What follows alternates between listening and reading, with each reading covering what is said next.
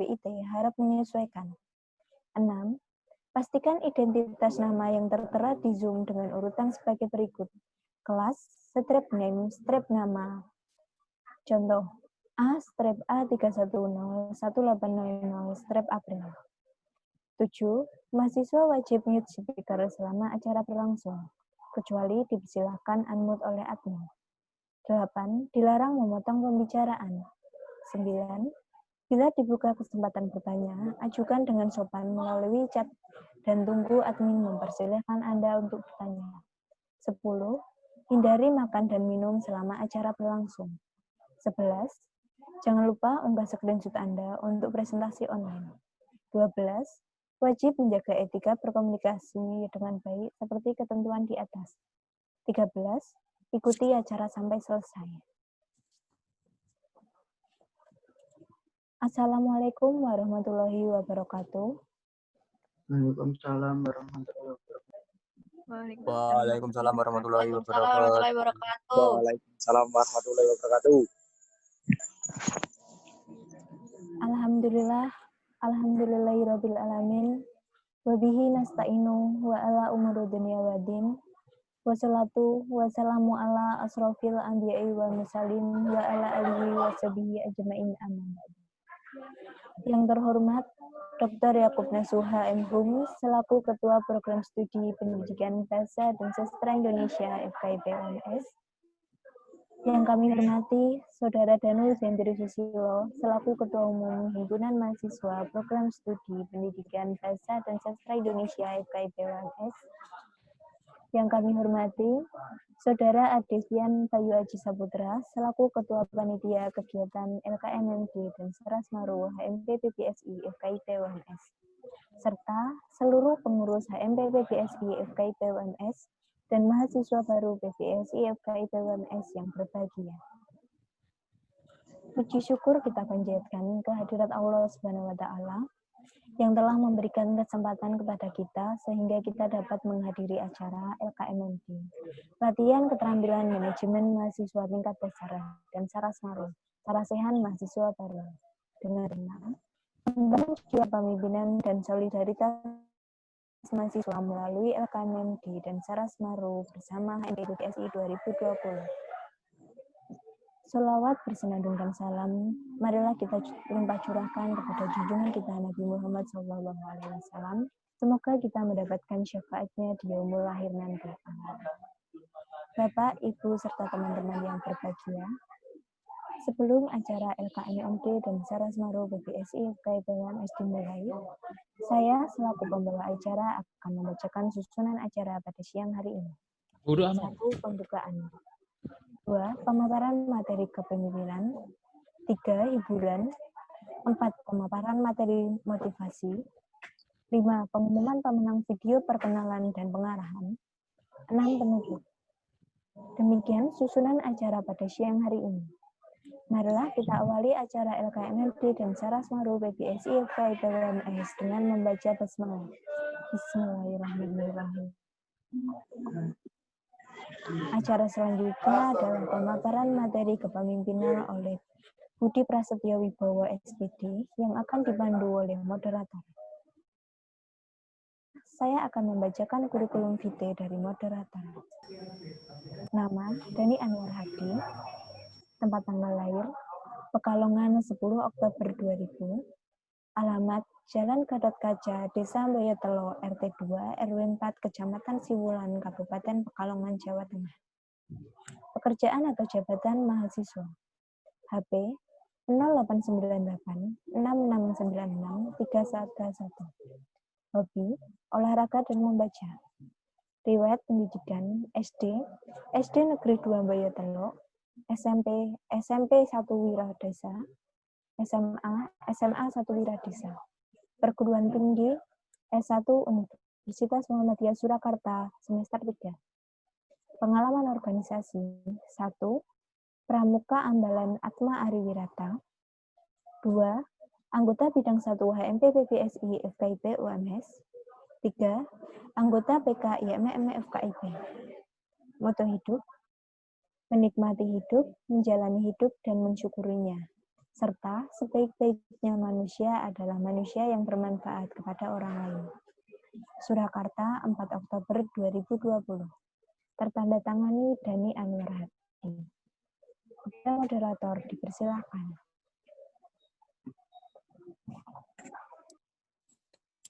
Terima kasih sebelumnya untuk MC yang sudah mempersilahkan waktunya untuk saya. Bismillahirrahmanirrahim. Assalamualaikum warahmatullahi wabarakatuh. Waalaikumsalam warahmatullahi wabarakatuh. Innal hamdalillah nahmaduhu wa nasta'inuhu wa nastaghfiruh wa na'udzu billahi min syururi anfusina wa min sayyiati a'malina. May yahdihillahu fala mudhillalah wa may yudlillahu fala hadiyalah. Asyhadu an la ilaha illallah wa asyhadu anna Muhammadan abduhu wa rasuluh la nabiyya ba'da. Allahumma shalli ala sayyidina Muhammad wa ala ali sayyidina Muhammad. Pertama-tama, marilah kita puji dan puji syukur kehadirat Allah Subhanahu wa taala yang telah melimpahkan nikmat kepada kita sehingga kita semua dapat berkumpul dalam acara mencari ilmu bersama ini di LKMMD dan Sarasmaru. Yang kedua, sholawat kepada junjungan kita, Nabiullah, Nabi Agung, Nabi Muhammad Sallallahu Alaihi Wasallam yang kita tunggu syafaatnya kelak di yaumil akhir nanti. Di sini saya sebagai moderator akan membacakan kurikulum vitae dari pembicara. Nama Budi Prasetyo Wibowo, SPD. Tempat tanggal lahir Sragen, 13 Desember 1995. Alamat Jeruk Manis, Wonorejo, Kalijambe, Sragen. Pekerjaan atau jabatan guru. Nomor HP 085810007315. Hobi olahraga. Riwayat pendidikan SD Negeri Wonorejo 1, SMP Negeri 2 Kalijambe, SMA Negeri 1 Andong. Perguruan tinggi S1 Universitas Muhammadiyah Surakarta. Pengalaman organisasi 1. Pengurus Rohis SMA, 2. Ketua Karang Taruna Desa, 3. Ketua Bidang 5 HMP PBSI 2016, 4. Ketua BEM FKIP 2017. Moto hidup, bergerak merubah sejarah atau diam jadi sampah. Selanjutnya kepada Bapak Budi Prasetyo Wibowo, SPD, dipersilahkan.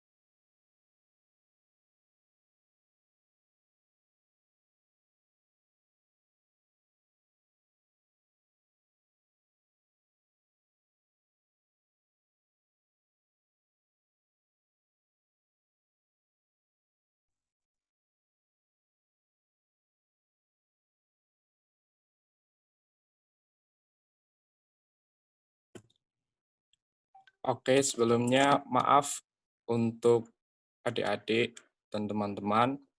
Ini mungkin Pak Budinya lagi terkendala sinyal, lagi terpental karena sinyal, dan mohon untuk ditunggu ya. Maaf sebelumnya.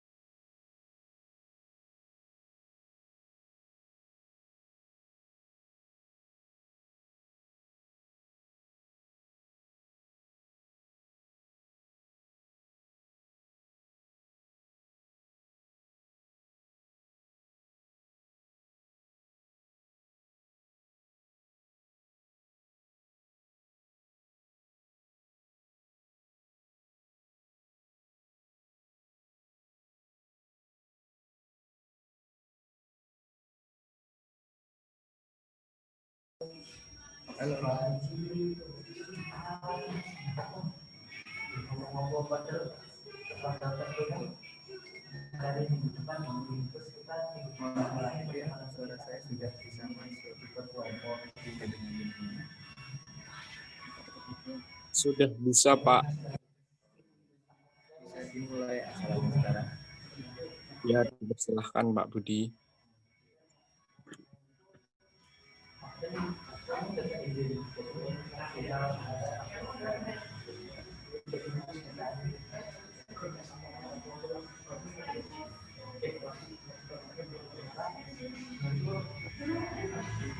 Oke, untuk PPT sudah tampil ya.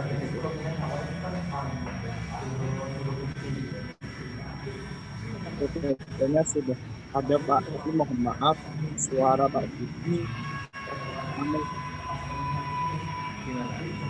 Kurang keras atau bagaimana?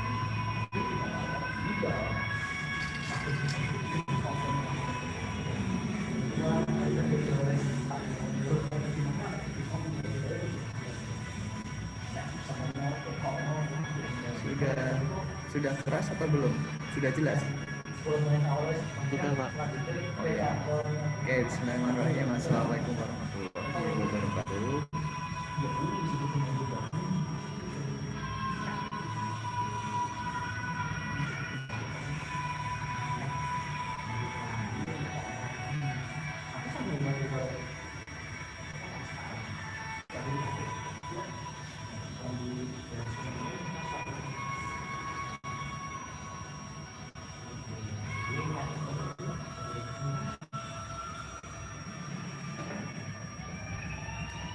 Assalamualaikum warahmatullahi wabarakatuh. Waalaikumsalam warahmatullahi wabarakatuh. Salam. Waalaikumsalam warahmatullahi wabarakatuh. Terima kasih ke segenap panitia yang sudah mempersilahkan saya, dan tak lupa teman-teman dari HMT TBSI MKIP UMS yang terutama mahasiswa baru. Ya, sebelumnya kami mengucapkan selamat datang di Universitas Muhammadiyah dan selamat bergabung di prodi pendidikan dasar Indonesia dan sastra FKIPMS. Pertama-tama sini saya memakai panitia untuk mengisi materi kepemimpinan. Nah, dari teman-teman tentu sudah. Pak, suaranya nggak kedengeran. Suaranya nggak kedengeran? Iya Pak, nggak dengar. Kurang keras?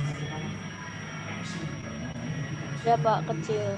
Iya, Pak, suaranya kurang keras karena ada itu ya, Pak. Saya ada suara di belakang, suara Bapak. Oke, Saya katakan lagi ya, mohon maaf karena sedang berada di luar, tidak di rumah, mohon maaf. Sudah jelas atau belum? Segini sudah cukup? Sudah, Pak. Ya, oke, segini ya. Nah, baik teman-teman, pertama-tama saya ucapkan terima kasih ke teman-teman, terutama dari panitia HMP BPS IFKP UMS, dan saya ucapkan selamat datang serta selamat bergabung untuk mahasiswa baru pendidikan bahasa Indonesia di Fakultas Keguruan dan Ilmu Pendidikan Universitas Muhammadiyah. Selamat bergabung dengan kakak-kakak kelas kalian nantinya, dan selamat berjumpa dengan Prodi Bahasa Indonesia. Nah, baiklah, saya lanjutkan untuk dari teman-teman HMP kemarin meminta tolong saya untuk mengisi materi kepemimpinan. Nah, lebih tepatnya di sini saya bukan sebagai pembicara, tapi kita lebih tepatnya kita belajar bareng.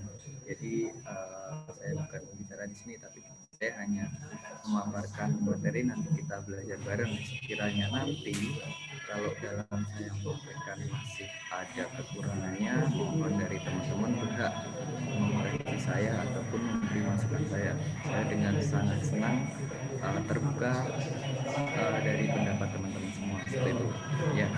Jadi saya panggil teman-teman biar kesannya lebih akrab seperti itu ya. Nah, oke. Saya lanjutkan ke topik pembahasan, yaitu mengenai masalah materi kepemimpinan ya. Jadi teman-teman tentu sudah ada yang tahu apa itu kepemimpinan.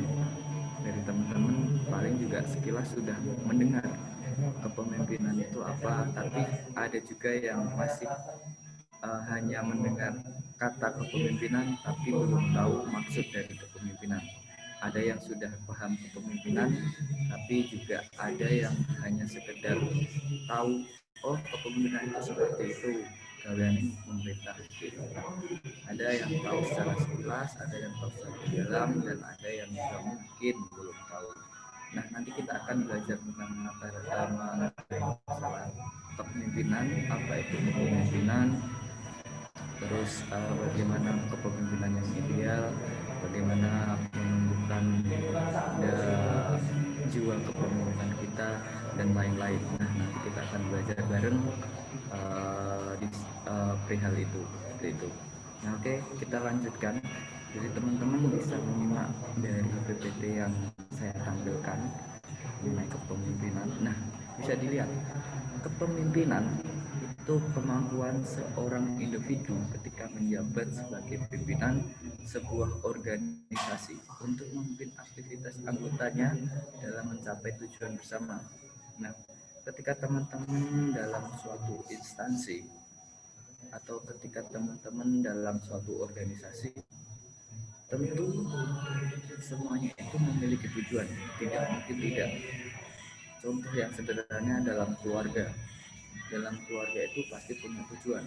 Paling tidak tujuan keluarga saya pengen jadi orang sukses. Nah, itu merupakan suatu tujuan. Nah, kalau dalam organisasi paling tidak tujuannya saya ingin memajukan organisasi itu. Nah, itu namanya sebuah instansi itu memiliki sebuah kepemimpinan. Kepemimpinan itu harus memiliki tujuan. Pak, kalau semisal tidak ada tujuan bagaimana? Berarti memang itu tidak ada target yang ingin dicapai. Jadi kepemimpinannya hanya monoton, ya hanya stuck di situ saja, tidak bergerak maju. Nah, maka dari itu jiwa kepemimpinan itu harus mempunyai tujuan. Tujuannya itu apakah untuk diri sendiri, Pak? Bukan, tapi lebih tepatnya untuk tujuan bersama.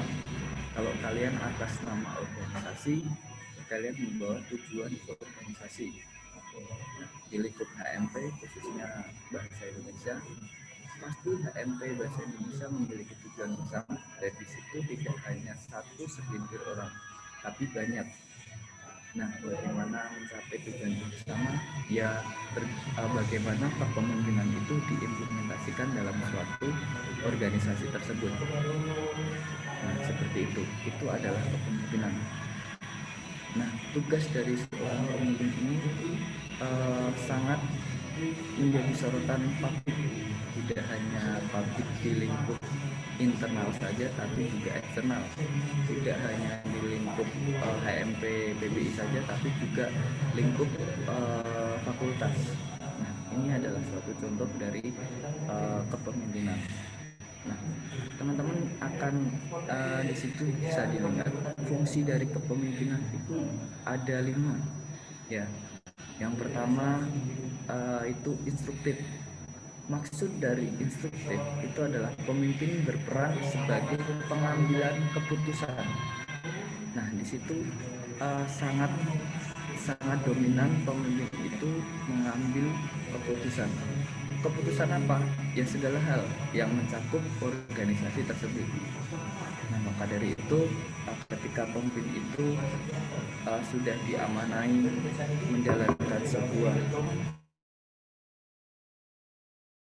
mampu mengambil keputusan yang tidak memberatkan sebelah, dalam artian memang bisa diterima di semua kalangan atau di semua anggotanya. Nah, itu namanya instruktif. Jadi tidak hanya mengatasnamakan dirinya sendiri, jadi mengatasnamakan kepentingan bersama. Nah, itu namanya instruktif. Nah, untuk yang nomor 2 di sini ada konsultatif. Konsultatif itu apa, Pak? Nah, bisa dilihat di situ. Fungsi konsultatif itu adalah sifatnya dua arah. Dua arah itu dalam artian pemimpin harus mencari jalan terbaik untuk tujuan bersama. Jadi tidak hanya tujuan diri sendiri. Jadi harus antara tujuan anggota 1, anggota 2, anggota 3 dan seterusnya. Itu bisa seragam atau bisa dikatakan kompak. Nah, itu namanya konsultatif. Nah, teman-teman nanti ketika berada di organisasi, pasti teman-teman akan menjumpai hal-hal yang seperti ini. Nah, maka dari itu, ini adalah PR untuk teman-teman. PR untuk teman-teman bagaimana? PR untuk teman-teman mencari ketika organisasi itu berdiri, pasti mengenai ide, mengenai karakter, mengenai tujuan dari setiap orang itu berbeda-beda. Saya yakin itu. Nah, maka dari itu, dari teman-teman ketika menjumpai hal seperti itu, teman-teman juga harus belajar tentang pengertian konsultatif ini. Jadi harus terbuka, bisa mengubah menjadi dua arah, tidak hanya satu arah. Nah, maka dari itu teman-teman harus memahami anggota A, B, C, dan D itu. Nah, maka dari itu biar menjadi kita satu tujuan itu. Nah, untuk yang selanjutnya adalah partisipasi. Nah, partisipasi ini sangat penting, kalau menurut saya sangat penting dalam menunjukkan jiwa kepemimpinan. Maksud dari partisipasi bisa dilihat pemimpin mampu mengaktifkan partisipasi anggotanya, sehingga juga turut berpartisipasi dan berinisiatif dalam suatu proyek. Anggota tidak hanya sekedar menjalankan perintah saja. Nah, maksud ini adalah mengaktifkan partisipasi anggotanya. Jadi tidak hanya teman-teman itu memberi komando saja. Tolong nanti setelah ini ke sini, tolong ini ke sini ke sana, dan tolong yang belum begini begitu. Nah, tidak hanya seperti itu. Itu kalau menurut saya bukan pemimpin, tapi lebih tepatnya bos. Ya. Jadi antara pemimpin dan bos itu berbeda. Kalau pemimpin itu lebih mengaktifkan partisipasi anggotanya. Ketika ada anggota ABC yang belum aktif, ya bagaimana PR pemimpin itu ya biar mereka itu menjadi aktif. Kalau ada yang anggotanya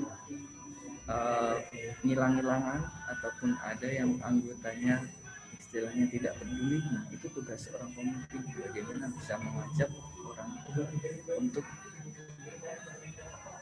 tertarik ke yang kita inginkan, seperti itu. Nah, maka dari itu ini sangat penting sekali dalam jiwa kepemimpinan, bisa memahami anggota satu dan anggota yang lainnya. Nah, untuk yang lebih pentingnya itu berpartisipasi dan berinisiatif. Pemimpin harus punya jiwa itu, turut berpartisipasi. Ketika teman-teman sering menjumpai di lingkup entah desa, karang taruna desa, ataupun lingkup di luar, rata-rata ketika model pemimpinannya hanya bersifat memerintah, itu pasti banyak disepelekan. Saya yakin, alah cakai biasanya bergawean kita. Nah, contoh dari Bu Bejo kan seperti itu, Bu Tejo ya, nah, Bu Tejo kan seperti itu. Paling ya yang bermono kait belang-belang gaweane berperintah. Nah, kan contoh bolon Bu Tejo kan seperti itu. Nah, maka dari itu teman-teman harus punya turut berpartisipasi. Dalam turut berpartisipasi itu bagaimana teman-teman juga ikut merasakan, ikut berperan. Nah, maka dari itu teman-teman juga harus menemukan jiwa itu. Pemimpin itu tidak hanya sekedar memerintah, tapi juga harus ikut berpartisipasi. Entah kalian di situ uji betul atau dan lain sebagainya, atau kalian di situ hanya ngajak-ngajak sambil merayuni istilahnya, itu kan kalian juga ikut berpartisipasi. Berpartisipasi juga ikut merasakan. Nah, betiri panas ya melu panas, nah, betiri adem ya melu adem, betiri seneng ya melu seneng. Itu kan tandanya kalian juga ikut berpartisipasi. Nah, ini yang sangat jarang. Yang sangat jarang itu kata berinisiatif. Sangat jarang pemimpin itu punya inisiatif. Maksudnya inisiatif itu bagaimana, Pak? Ketika kalian menjadi seorang pemimpin, ya, ketika kalian menjadi seorang pemimpin, belum tentu kalian itu punya inisiatif. Inisiatif itu bagaimana? Ketika ketika kalian sudah membebankan amanah itu ke A, contoh katakanlah ke anak A bernama A, kalian pasti sudah pasrah, paling juga sudah dikerjakan si A. Nah, kalian tidak punya inisiatif bagaimana, Pak? Inisiatif untuk menanyakan bagaimana kira-kira pekerjaanmu, ada kesusahan atau tidak, bagaimana pekerjaanmu, apakah ada kendala, apakah perlu bantuan. Nah, sangat jarang sekali pemimpin yang seperti ini, ya. Saya kira sangat jarang. Rata-rata pemimpin itu hanya terima jadi. Gawe amung ini yang penting gue jadi beres ya wes. Nah, rata-rata seperti itu. Nah, maka dari itu teman-teman, khususnya untuk semua, karena kalian juga agen penerus, agen perubahan, kalian harus punya inisiatif. Ketika ada anggota kalian yang kesusahan, cobalah untuk membuka diri untuk menanyakan, aku iso bantu apa? Kira-kira kamu kesusahan di apa? Kalau aku bisa bantu, tak bantu. Nah, ini sangat jarang sekali kita jumpai di kehidupan sehari-hari kita. Nah, seperti itulah yang perlu kalian teman-teman kembangkan, yang perlu teman-teman pelajari nanti di kehidupan. Sangat jarang sekali. Nah, itu adalah contoh dari partisipasi. Nah, untuk selanjutnya adalah delegasi. Nah, delegasi ini pemimpin mampu untuk mendelegasikan suatu wewenang kepada orang lain yang memang sesuai dengan tugas tersebut, bukan hanya mampu merintah. Nah, ketika teman-teman nanti sudah berada di organisasi, teman-teman itu pasti akan ditugaskan, entah ditugaskan ke lingkup luar ataupun hanya di luar, di internal. Nah, ini yang dinamakan delegasi. Nah, maka dari itu, ketika dari teman-teman menjumpai hal yang seperti ini, teman-teman, ini merupakan suatu wewenang dari pemimpin. Ya, wewenang dari pemimpin. Pemimpin itu berhak memilih dalam artian aku mau mengutus dia ya, mengutus dia untuk tugas di sana. Aku mau mengutus dia untuk belajar di sana. Nah, teman-teman ketika sudah menjadi seorang pemimpin berhak seperti itu. Tetapi teman-teman tidak hanya seperti itu saja, dalam artian teman-teman sudah memerintah itu tapi tidak ada timbal balik yang bagaimana Pak? Ketika teman-teman sudah mengamankan itu, teman harus punya inisiatif lagi. Inisiatif bagaimana ditanyakan? Bagaimana perkembangannya? Bagaimana kendalanya? Nah, seperti ini yang sangat jarang. Maka dari itu teman-teman ketika nanti membebankan suatu amanah ke anggotanya, jangan hanya pasrah toh, tapi juga ada timbal balik dari teman-teman untuk feedback kembali, memfollow kembali. Seperti itu. Itu namanya delegasi. Terus yang terakhir adalah pengendalian. Pemimpin mampu untuk mengendalikan segala aktivitas anggotanya agar efektif bertugas untuk mencapai tujuan tidak keluar jalur. Nah, ini jangan sampai salah paham. Maksud dari mengendalikan segala aktivitasnya adalah itu bukan teman-teman berhak mengatur, kamu makan siangnya jam segini, kamu makan paginya jam segini, kamu nanti tidurnya jam segini, mandinya jam segini. Bukan seperti itu. Jadi maksud dari mengendalikan segala aktivitas anggotanya itu adalah khusus ketika mereka berada di organisasi tersebut. Ketika teman-teman sudah berada dalam pekerjaan organisasi tersebut, contoh yang nanti akan teman-teman jumpai. Ketika teman-teman nanti ada rapat, nah itu kan semua mulai dari anggota sampai dengan pimpinannya.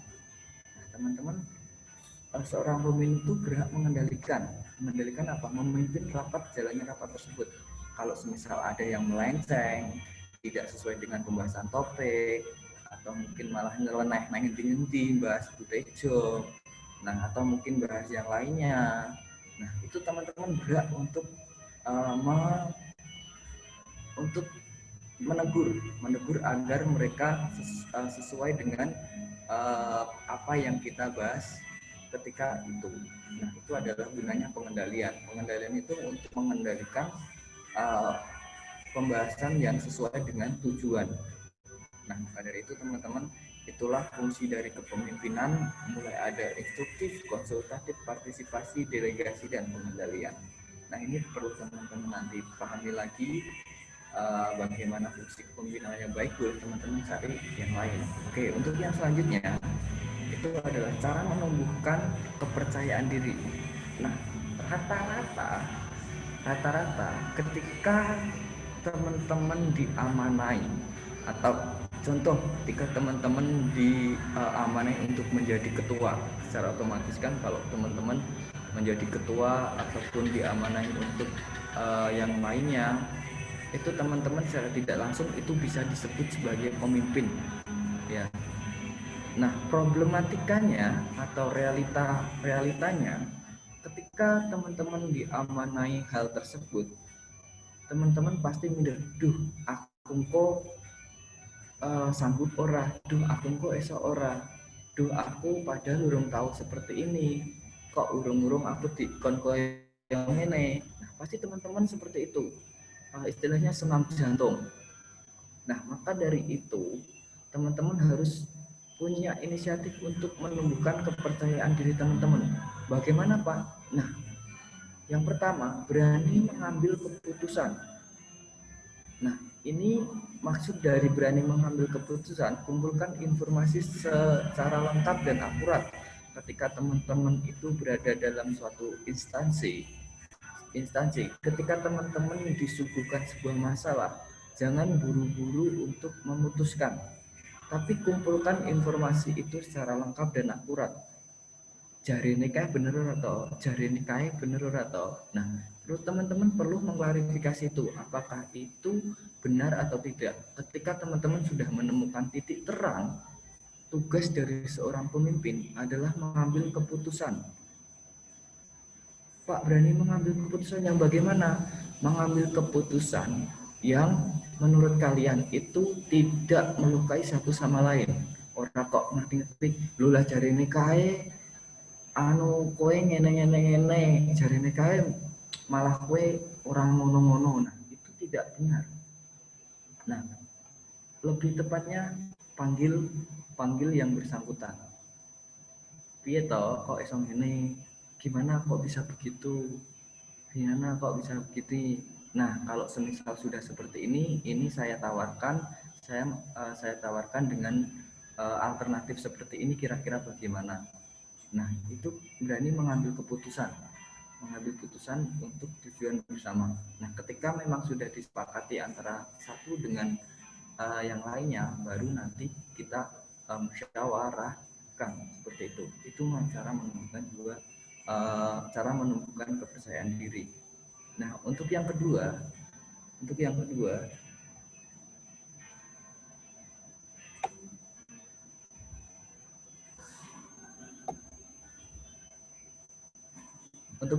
itu tunjukkan keberanian.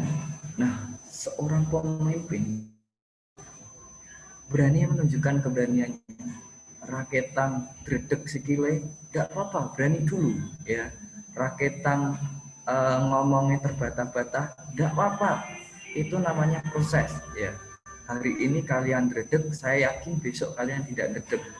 Hari ini kalian belibet, besok kalian tidak belibet. Dan hari ini semisal kalian itu grogi keringetan, besok juga tidak mungkin keringetan. Nah, ini namanya proses. Kalau kalian mindsetnya, aku nanti misal ngomong di depan orang, aku grogi, aku keringetan. Nah, kalau mindset teman-teman seperti itu, kalau sebagai seorang pemimpin, ya nanti kedepannya juga akan seperti itu.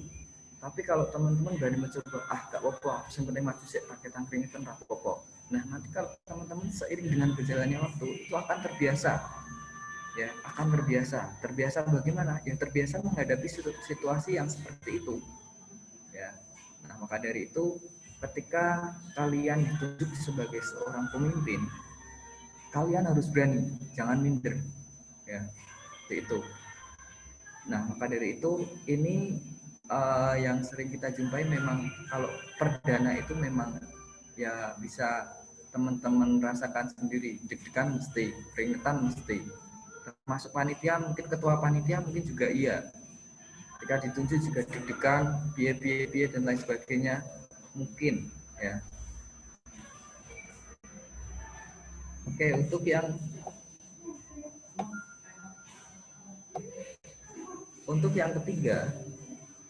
ketiga tidak harus sempurna.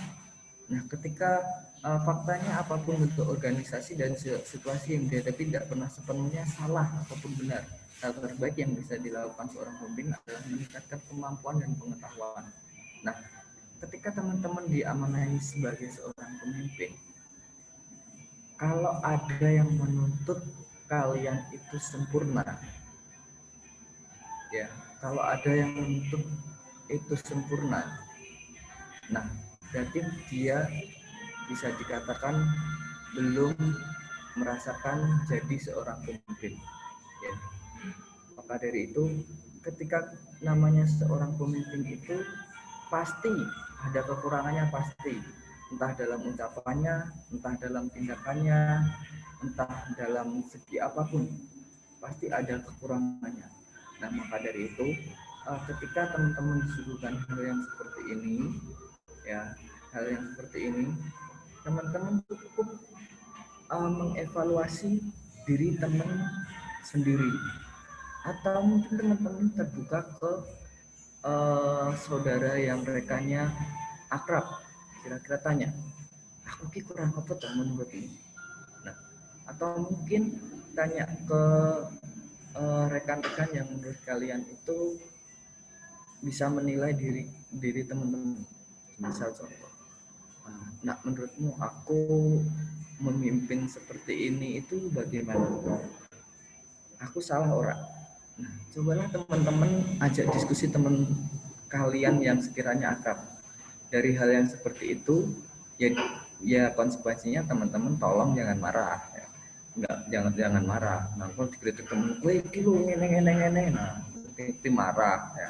Tidak. Jadi teman-teman harus terbuka. Oh, kira-kira yang diomong ke temanku benar orang nanti follow up dari teman-teman adalah meresapi apakah yang diobrolkan ataupun apakah yang dibicarakan temanku tadi atau apakah yang masukan dari temanku tadi itu benar diri aku atau bukan.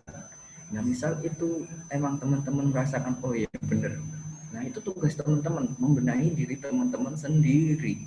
Jadi tidak teman-teman malah menyalahkan ataupun mencari kambing hitamnya. Loh lah aku kan bermanut jarene iki. Loh aku kan bermanut opmane iki. Aku kan iki. Nah, bukan seperti itu. Ketika ada kekurangan dalam suatu organisasi, jangan sekali-sekali menyalahkan, tapi mari mengevaluasi khususnya diri sendiri dan nantinya juga untuk semuanya. Nah, itu yang namanya pemimpin. Jadi tidak menyalahkan orang lain, tapi juga mengevaluasi dirinya sendiri seperti itu. Untuk yang selanjutnya adalah cintai pekerjaan. Nah, saya yakin ketika kita bekerja dengan cinta, ya, ketika kita bekerja dengan cinta dan ketika kita bekerja tidak dengan cinta, itu rasanya tetap berbeda. Ya. Maksudnya berbeda bagaimana, Pak? Nah, ketika kita bekerja dengan tekanan, pasti akan tertekan mulai dari pikiran, hati, ataupun yang lainnya. Tapi ketika kita bekerja dengan cinta atau kita senang dengan apa yang kita kerjakan, itu akan membawa dampak yang positif untuk kita. Ya, secara tidak langsung itu mendongkrak kualitas hasil kerja kita. Semisal kita bekerja tapi tidak kita senangi atau pekerjaan itu tidak kita cintai, ya dampaknya ke pekerjaan kita.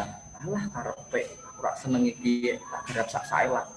Nah, itulah efek dari kalau kita tidak mencintai pekerjaan kita. Kalau kita tidak mencintai apa yang diamanahkan dengan kita, ya seperti itu. Ya, kalau kita sudah memiliki rasa cinta terhadap pekerjaan kita, apapun pekerjaan kita pasti pengennya semaksimal mungkin. Semaksimal mungkin bagaimana? Ya semaksimal mungkin itu bisa perfect. Dalam artian itu bisa menjadi suatu sejarah untuk kita sendiri. Wah, luar biasa ya rekan yang di tahun ini. Aku berusaha semaksimal mungkin dan aku juga sudah bisa membawa 200 ataupun berapa mahasiswa baru di via online. Ini kan tandanya kalian juga mencintai pekerjaan dari teman-teman. Ikut piye carane ben iki bisa piye carane ben iki bisa berkesan. Nah, kalau kalian bisa memiliki jiwa mencintai pekerjaan kalian, itu ya kalian akan punya inisiatif seperti itu. Kalian punya ide yang seperti itu. Nah, itu adalah yang nomor 4. Untuk yang nomor 5, itu berdamai dengan kegagalan. Nah, ketika dari teman-teman sudah berproses dari awal sampai akhir dan ada yang menurut teman-teman kekurangan, itu suatu hal yang lumrah. Nah, bisa dilihat di situ. Ingatlah bahwa setiap orang pernah melakukan kesalahan, pernah gagal, tidak ada Superman. Bahkan seorang leader ternama pun memulai pekerjaan dengan banyak kesalahan dan berkembang diri pembelajaran yang dia dapatkan. Nah, maksudnya ketika dia gagal dalam suatu hal pekerjaan ataupun dalam suatu hal apapun, cobalah untuk berdamai dengan kegagalan itu. Tidak kalian menyalahkan kegagalan itu. Kalau kalian punya jiwa kepemimpinan yang bagus, kalian tidak akan menyalahkan kegagalan. Aduh, ngapa aku dadak dewengi seperti ini? Ngapa aku dadak ngene. Nah, kalian akan seperti itu. Kalau menjadi pemimpin, itu kalian akan berdamai dengan gagal. Oh ya, baiklah. Kalau hari ini aku seperti ini dan ini belum maksimal, balas dengan yang lebih dari ini, lebih baik dari ini. Nah, ini kalian telah berdamai dengan kegagalan. Kalian tidak menyalahkan apa yang sudah terjadi, tapi kalian akan membenahi yang akan terjadi. Seperti itulah pemimpin yang nantinya diharapkan untuk suatu organisasi ataupun suatu instansi. Nah, ini adalah cara menumbuhkan kepercayaan diri menjadi seorang pemimpin. Untuk selanjutnya, nah ini ada karakter pemimpin ideal menurut Islam. Ya, ini ada 4. Ya, yang pertama jujur.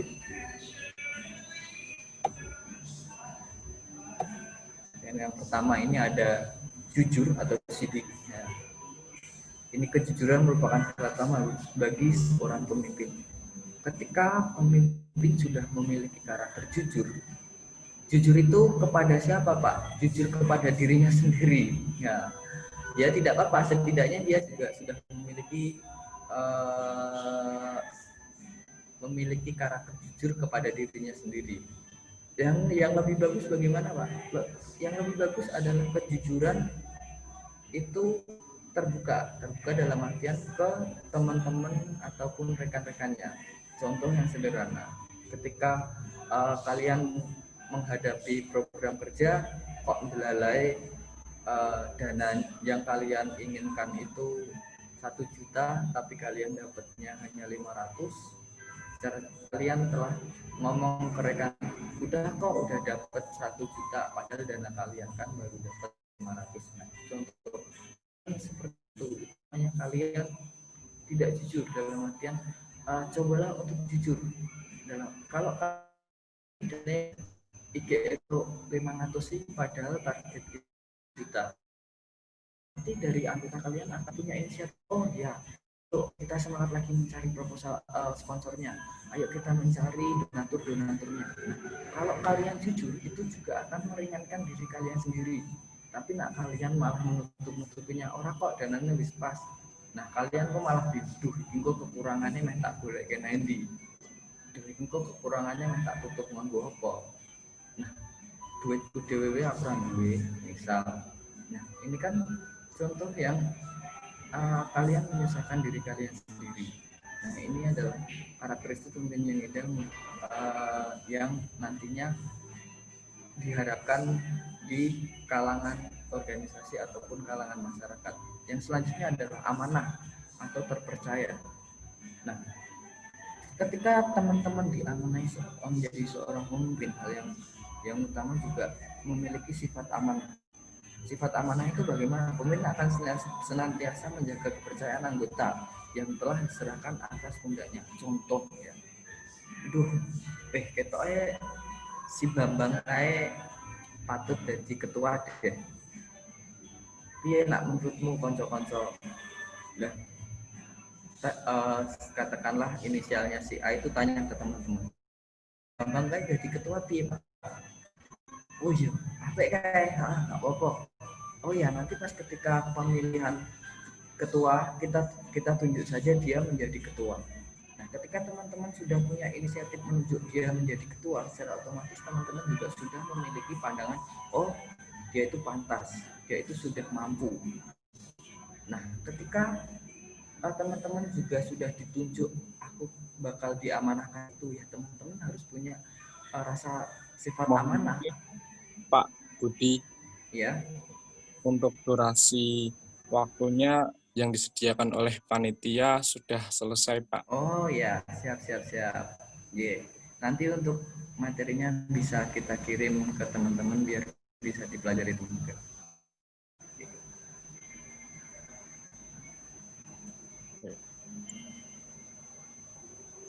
Ya.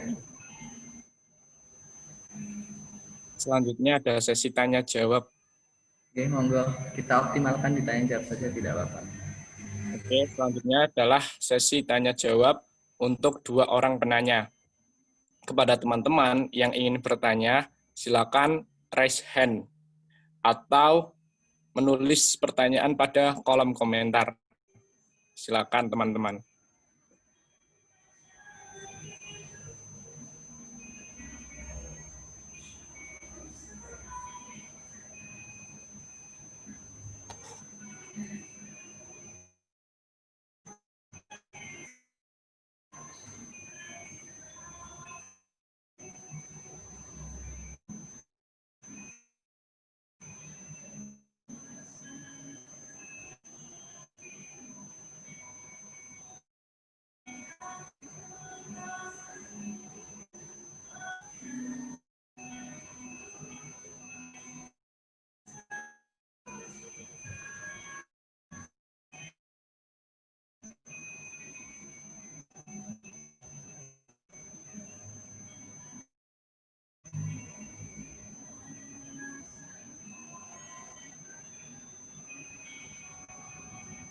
Oke, ini sudah ada satu penanya dari Dewi Astuti ya. Iya, Pak. Kalian bisa langsung ditanggapi. Oh ya, oke. Gini, ini ada pertanyaan dari Mbak Dewi ya. Assalamualaikum, saya Dewi Astuti ingin bertanya bagaimana cara kita menumbuhkan jiwa kepemimpinan dalam diri kita. Nah, bagaimana cara menumbuhkan jiwa kepemimpinan dalam diri kita itu kita harus siap dengan masalah-masalah yang kita hadapi. Ya, yang utamanya kita harus siap dengan masalah-masalah yang kita hadapi. Dalam artian ketika kita memimpin diri kita, itu kita juga memimpin masalah kita. Ya. Cara menumbuhkannya adalah kita belajar, nanti akan ada materi sepertinya problem solving ya. Ada nggak materi problem solving, pemecahan masalah?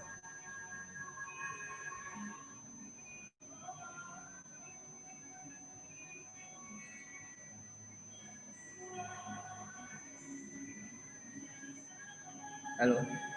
Iya, habis ini materinya tentang motivasi organisasi, Oh Pak. ya, oke. Kalau itu saya jabarkan saja. Seperti ini, cara menumbuhkan jiwa kepemimpinan dalam diri kita itu yang utama kita harus memiliki kepercayaan diri terhadap diri kita. Ya, kita berani menghadapi segala sesuatu yang nantinya dalam diri kita. Contoh ya, ketika Mbak Dewi nanti berada di sebuah organisasi, Mbak Dewi juga harus berani ketika organisasinya itu mungkin menurut Mbak Dewi itu kurang pas, Mbak Dewi juga harus berani membenarkan. Nah, secara tidak langsung Mbak Dewi itu memiliki menumbuhkan jiwa kepemimpinan, membenarkan yang salah. Itu konteks yang sederhana. Ya. Untuk yang konteks yang lebih luas itu masih banyak lagi. Nanti Mbak Dewi juga harus mengajak anggotanya itu agar lebih aktif, lebih mengerti bagaimana ketika disuguhkan masalah, menghadapi masalah. Jadi jiwa pemimpin itu dari Mbak Dewi khususnya sendiri, Mbak Dewi harus berani menghadapi masalah. Ketika Mbak Dewi sudah menghadapi masalah dan bisa menyelesaikannya itu dengan baik, berarti Mbak Dewi itu sudah menumbuhkan jiwa kepemimpinan dalam diri Mbak Dewi sendiri. Seperti itu.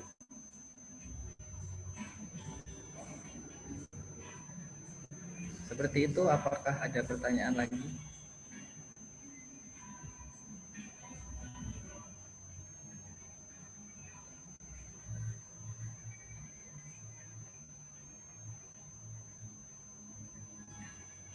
Silahkan untuk teman-teman, kalau ada yang ingin bertanya lagi, bisa dituliskan pertanyaannya di kolom komentar. Sesi pertanyaan berapa menit ini? Sepertinya dibatasi 2 pertanyaan. Oh, mungkin kalau Mbak Dewi kiranya belum paham, bisa ditanyakan kembali apa kalau memang ini tidak ada yang tanya. Alhamdulillah sudah Pak. Terima kasih. Oh iya, sama-sama.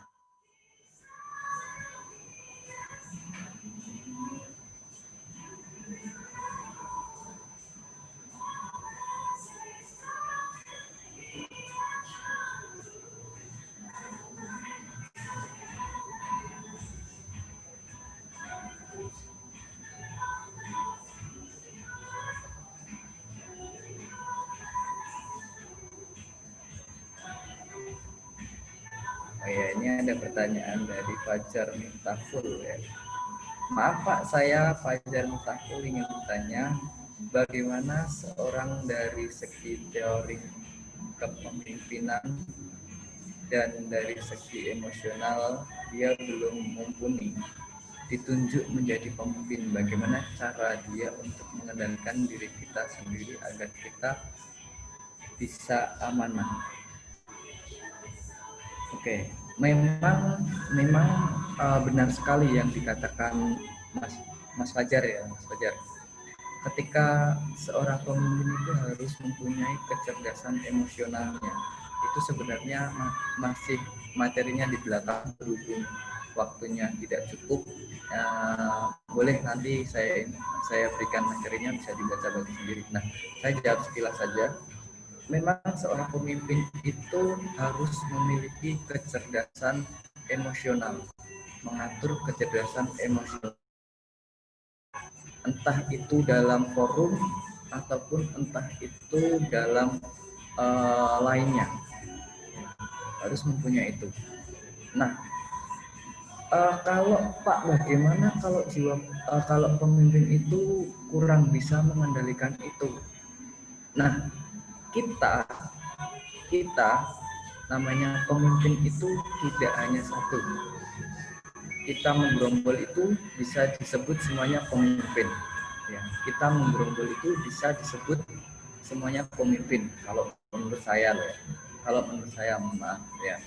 Contoh kita berkelompok 5 orang. 5 orang itu kalau menurut saya katakan pemimpin semua. Dalam artian mereka berhak memimpin saya dan sebaliknya saya juga berhak memimpin mereka. Kita saling sama-sama memimpin. Nah, kalau ada teman-teman menjumpai pemimpin yang menurut teman-teman itu kurang pas atau kurang benar, tugas teman-teman adalah membenarkan atau mengajarkan secara masif, tidak kok langsung nunjuk. Wah, kowe iki aja sok ngono kuwi. Ora apik. Nah, semisal ngono kuwi iki ngene lho. Nanti kowe malah ngomong ngene-ngene. Jadi tidak seperti itu. Ya, jangan di depan forum, tapi lebih internal.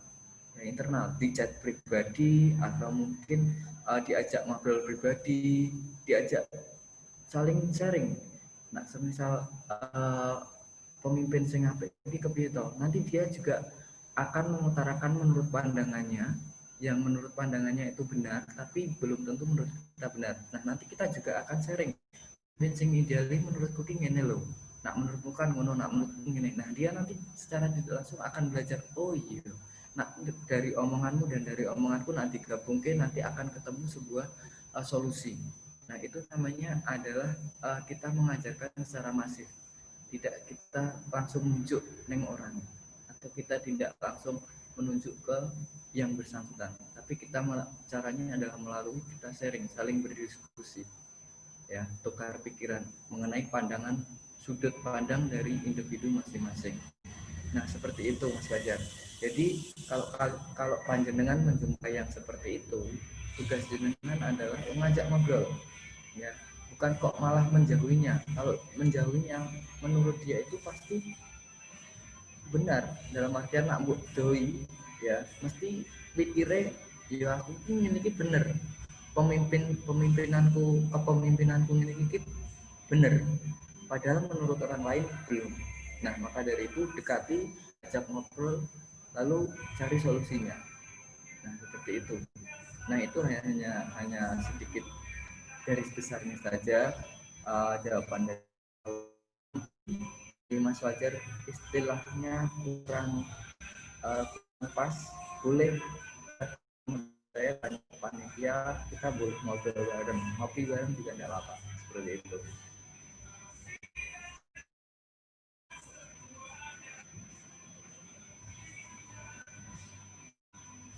Oke, sesi tanya dicukupkan. Sebelum mengakhiri sesi ini, saya akan membacakan kesimpulan.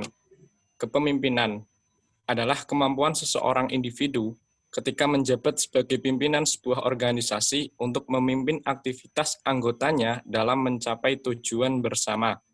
Cara menumbuhkan percaya diri, yang pertama, berani mengambil keputusan. Kedua, tunjukkan keberanian. Ketiga, tidak harus sempurna. Keempat, cintai pekerjaan. Dan yang terakhir adalah berdamai dengan kegagalan. Dan pemimpin ideal menurut Islam, yang pertama, jujur atau sidik. Dua, amanah atau yang ketiga, komunikatif atau tablik. Dan yang terakhir adalah cerdas atau fatonah. Pemimpin, janganlah takut untuk meminta saran dan masukan kepada sekitar untuk mengevaluasi diri, karena pada dasarnya pemimpin juga manusia biasa. Baiklah, materi yang disampaikan sudah cukup. Terima kasih kepada Bapak Budi Prasetyo Wibowo, SPD, yang telah berbagi ilmunya kepada kami. Semoga bermanfaat bagi kita semua. Amin. Sekian dari saya. Apabila ada kesalahan, mohon dimaafkan. Wassalamualaikum warahmatullahi wabarakatuh. Waalaikumsalam warahmatullahi wabarakatuh. Waalaikumsalam warahmatullahi wabarakatuh. Waalaikumsalam warahmatullahi wabarakatuh. Waalaikumsalam warahmatullahi wabarakatuh.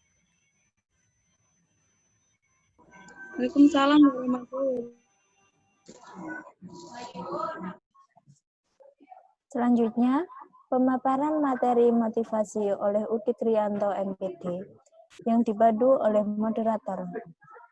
Sebelumnya, saya akan membacakan kurikulum vitae dari moderator. Nama, Landriana Nurmalita Maharani, tempat tanggal lahir, Kendal, 4 Maret 2000, alamat, Desa Cirebon, RT 2, RW 1, Kecamatan Ringginarum, Kabupaten Kendal, Jawa Tengah. Pekerjaan atau jabatan mahasiswi.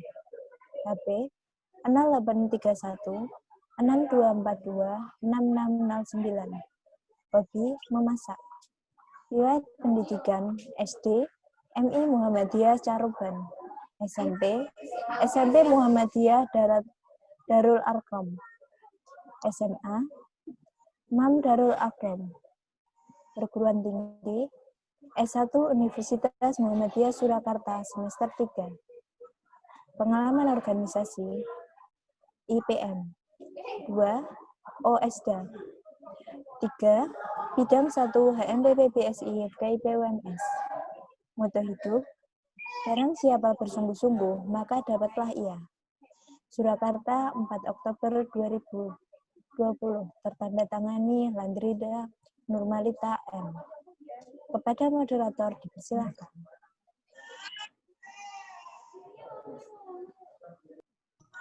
Bismillahirrahmanirrahim. Assalamualaikum warahmatullahi wabarakatuh. Alhamdulillah. Wassalatu wassalamu ala asrofil anbiya'i wal mursalin wa ala alihi wa sahbihi ajmain amma ba'du. Pertama-tama, marilah kita panjatkan rasa puja dan puji syukur kita kehadirat Allah Subhanahu wa Ta'ala yang telah memberikan rahmat-Nya kepada kita semua. Dan yang kedua, salawat serta salam semoga tetap terlimpahkan kepada junjungan kita Nabi Agung Muhammad SAW yang kita tunggu syafaatnya di yaumul akhir nanti. Di sini saya sebagai moderator akan membacakan kurikulum vitae dari pembicara. Nama Udi Kriyanto SPD MPD, tempat tanggal lahir Sragen 17 Januari 1990, alamat Gebang Loji RT 8 RW 3 Gebang, Masaran, Sragen. Pekerjaan atau jabatan pengajar Pondok Pesantren Darul Ihsan Muhammadiyah Sragen. Nomor HP 08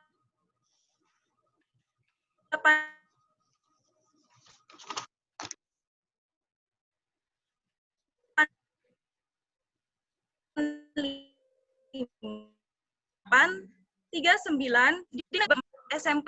SMP Negeri 1 Sidoarjo, SMA Negeri 3 Sragen, perguruan tinggi S1 Pendidikan Bahasa dan Sastra Indonesia FKIP UMS, Pasca Magister Pengkajian Bahasa Indonesia UMS. Pengalaman organisasi 1. Kabid 5 HMP PBSI UMS tahun 2011, 2. Ketua Umum HMP PBSI FKIP UMS tahun 2012, 3. Ketua Umum KMPI Kecamatan Masaran tahun 2020 sampai 2023, 4. Sekretaris Lazismu Masaran tahun 2017 sampai 2021, 5. Sekretaris PCPM Masaran tahun 2020 sampai 2024, 6. Pengurus MGMP Bahasa Indonesia SMP Kabupaten Sragen tahun 2017 sampai 2020, 7. Pengurus Forum Lingkar Pena FLP Soloraya sekarang. Moto hidup, keraslah pada proses dan sabarlah pada hasil. Surakarta 25 September 2020 yang tertanda tangani oleh Bapak Udi Krianto, SPD MPD. Selanjutnya, kepada Bapak Udi Krianto, SPD MPD, dipersilahkan. Bismillahirrahmanirrahim. Assalamualaikum warahmatullahi wabarakatuh. Waalaikumsalam warahmatullahi wabarakatuh. Waalaikumsalam warahmatullahi wabarakatuh. Innalhamdalillah nahmaduhu wa nasta'inuhu wa nastaghfiruh wa na'udzu billahi min syururi anfusina wa min sayyiati a'malina may yahdihillahu fala mudilla lahu wa may yudlil fala hadiyalah. Asyhadu an la ilaha illallah wa asyhadu anna Muhammadan abduhu wa rasuluh. Amma ba'du. Yang kami hormati panitia LKMMD, HMP PPSI FKIP WMS, dan yang kami banggakan teman-teman mahasiswa FKIP WMS ya, ini jurusan PPSI FKIP WMS yang kami banggakan. Semoga senantiasa diberikan kesehatan dimanapun berada, meskipun dalam keadaan pandemi COVID-19 ini. Alhamdulillah sore hari ini kita bisa bersilaturahim, belajar bersama, bertukar ilmu, meskipun secara virtual. Semoga Allah memberkati ikhtiar kita ini. Dan nantinya sesuai materi yang diberikan kepada saya, yaitu motivasi berorganisasi. Semoga nanti setelah ini teman-teman semuanya motivasinya, keinginannya kuat. Mungkin kalau di bahasa konvensionalnya bisa dibilang semangatnya jadi ambiar seperti lagu tadi ya. Karena ternyata banyak juga yang pasukan ambiar di FKIP WMS ini. Baik teman-teman semuanya. Di sini panitia memberikan kepada saya materi tentang motivasi berorganisasi. Alhamdulillah mungkin di sore hari ini saya berhadapan dengan teman-teman semuanya yang aslinya adalah motivator. Semuanya ini adalah motivator minimal itu motivator untuk diri sendiri, untuk temannya, untuk orang tuanya, atau mungkin untuk orang terkasih yang kalian miliki ya, seperti itu. Baik. Kita mulai. Intinya semoga nanti setelah ini teman-teman semuanya tertarik untuk bergabung dalam organisasi seperti itu. Panitia atau moderator bisa bantu saya untuk diselatkan materinya ya. Oke. Teman-teman semuanya, organisasi tentunya ketika kalian SMA atau SMP itu sudah mengenal organisasi. Baik itu OSIS atau PMR atau IPM atau yang lainnya, intinya adalah organisasi. Di mana itu organisasi itu adalah sebuah wadah ya. Jadi wadah di mana kita itu bisa bertukar pikiran, kita yang isinya itu mungkin tidak hanya kita sendiri tapi banyak ya. Dari individu satu dengan individu lain, tentunya dengan apa? Dengan kita memilih bertujuan yang sama, intinya menargetkan tujuan yang sama dengan cara yang kita lakukan bersama-sama. Itulah organisasi. Dan bagaimana nanti kita dalam organisasi seperti itu ya. Jadi apakah organisasi itu nanti penting, kemudian manfaatnya apa sih kita sebagai mahasiswa itu harus ikut organisasi ya. Apa manfaatnya ikut organisasi dalam di kampus seperti itu ya. Jadi sebenarnya manfaatnya banyak sekali, nanti kita akan ulas satu persatu. Jadi nanti apa organisasi itu, kemudian apa tujuan kita berorganisasi, kemudian motivasi itu apa, bagaimana kita meningkatkan motivasi atau menimbulkan motivasi untuk kita sendiri.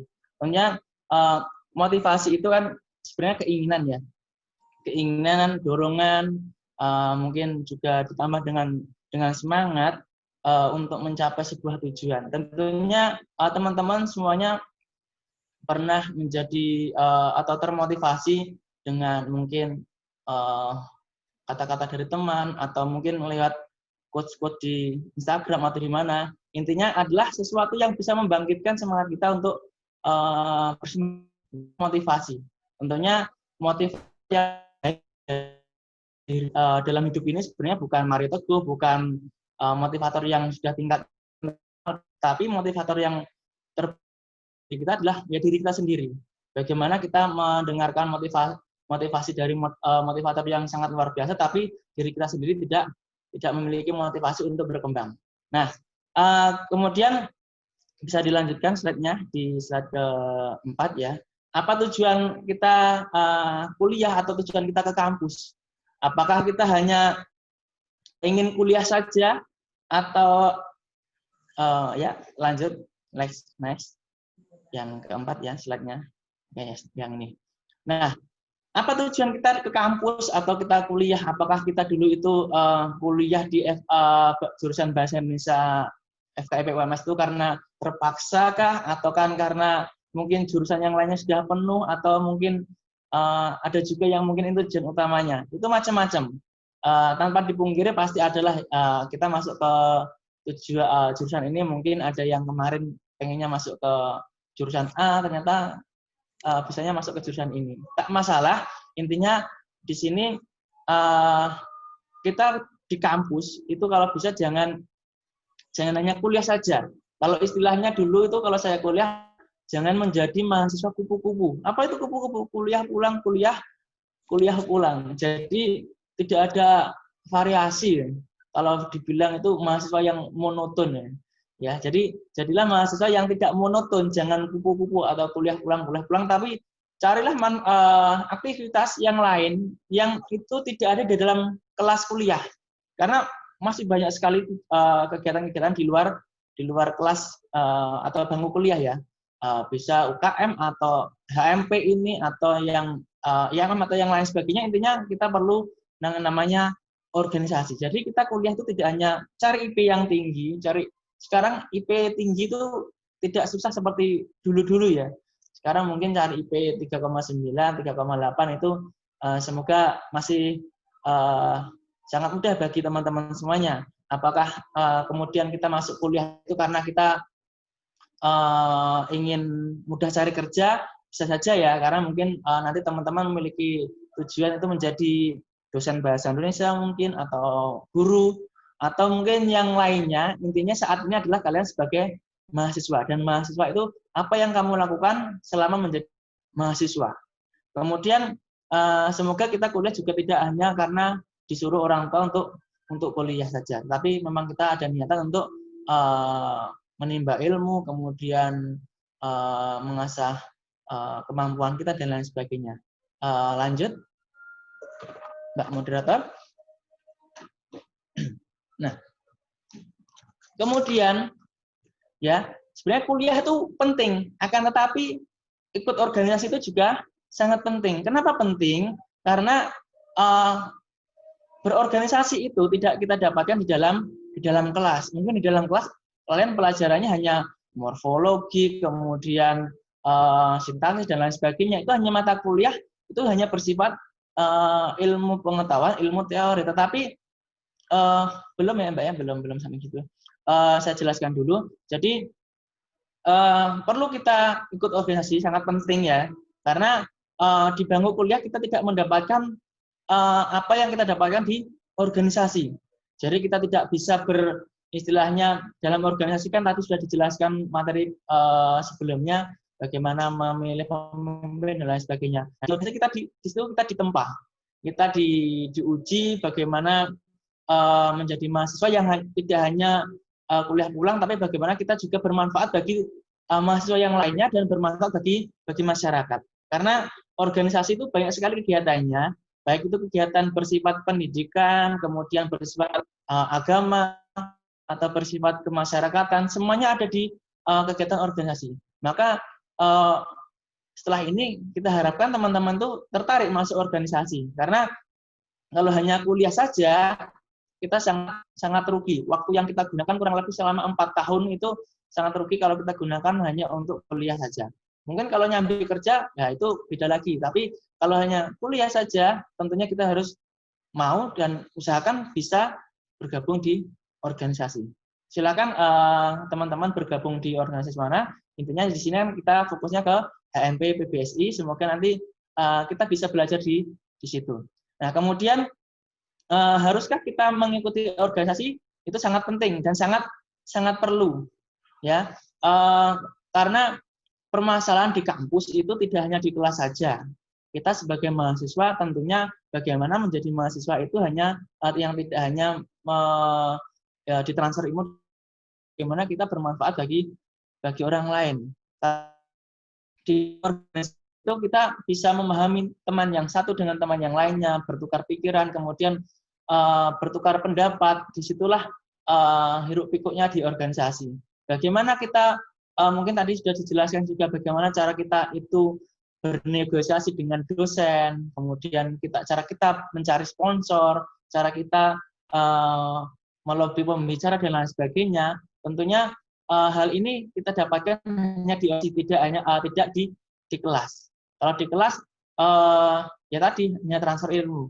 Mungkin dulu ketika teman-teman SMA atau SMP itu kita diatur pulang berangkat pagi mulai jam 7 pulang mungkin jam 3 sore atau jam 2 siang, itu kita diatur waktu selama kita menjadi siswa SMP atau SMA. Akan tetapi ketika kita mahasiswa, kita lah yang mengatur waktu. Kuliah itu paling sehari berapa jam? Apakah sampai full dari jam 7 sampai jam 4 sore?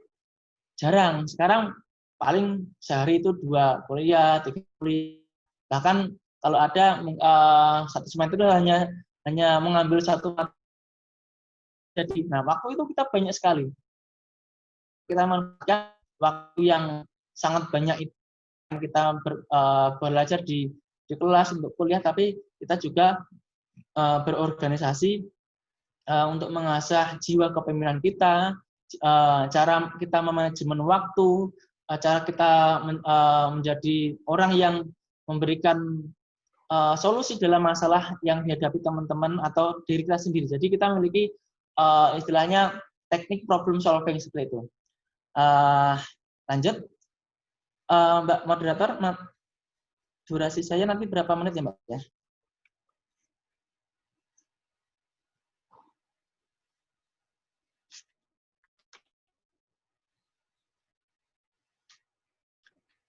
Halo Mbak. Oke, kita lanjutkan saja ya. Alasan-alasan yang kita punya ya, yang harus kenapa kita harus ikut organisasi? Apakah ikut organisasi karena kita hanya ikut-ikut? Mungkin di awal bisa jadi kita ikut organisasi karena si A, si B atau si dia itu ikut HMP, makanya saya juga ikut HMP. Mungkin awal mulanya kadang niat kita belum lurus, tapi nanti kalau kita istiqomah di dalam organisasi, insya Allah nanti sudah mapan sendirinya. Saya pun dulu juga SMP, SMA saya tidak pernah ikut organisasi, tapi setelah kuliah, karena dulu saya itu berhenti setahun, sebelum kuliah kan saya menjadi seorang satpam terlebih dahulu, kemudian saya memutuskan untuk kuliah, dan kuliah itu saya berniat, saya tidak hanya ingin menjadi mahasiswa yang telat lulusnya, dan bisa lulus tepat waktu, tapi saya juga menjadi mahasiswa yang istilahnya banyak memiliki kegiatan lain di luar kelas seperti itu. Mungkin di awal kita ikut-ikutan itu hal yang biasa, akan tapi semoga teman-teman nanti ikut organisasi itu alasannya adalah memang kita niat ingin belajar di situ, bukan terpaksa kaprodi, mungkin dipaksa ketua HMP atau dipaksa teman atau ada gebetan di sana yang kita taksir, kemudian saya juga ingin ikut organisasi. Ada alasan seperti itu dulu ada. Dan itu nggak bisa kita pungkiri. Mungkin besok pun juga ada, wah si dia ikut organisasi, saya juga ikutlah. Karena di HMP pun saat ini juga alhamdulillah banyak yang dulu sama-sama di HMP akhirnya sekarang menjadi suami istri pun ada seperti itu. Dan itu mungkin yang lainnya ya, tapi bukan tujuan utama kita berorganisasi. Intinya bulatkan niat kita, intinya kita ingin belajar menjadi seorang organisatoris seperti itu. Next.